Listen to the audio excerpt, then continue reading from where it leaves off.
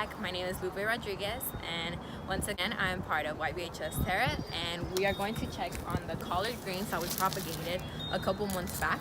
So as you can tell, they have grown a lot, and especially this one.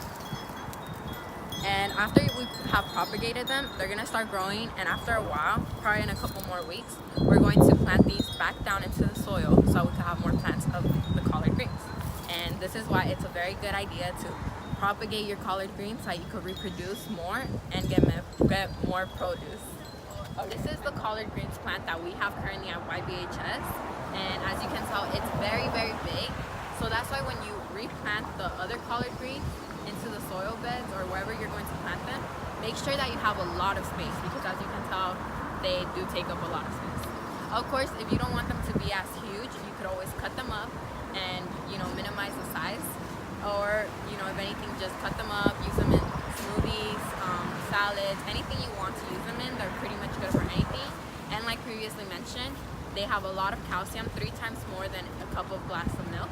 So yeah, thank you guys for watching. Make sure to leave a comment down below, subscribe, like our video, and we'll see you in the next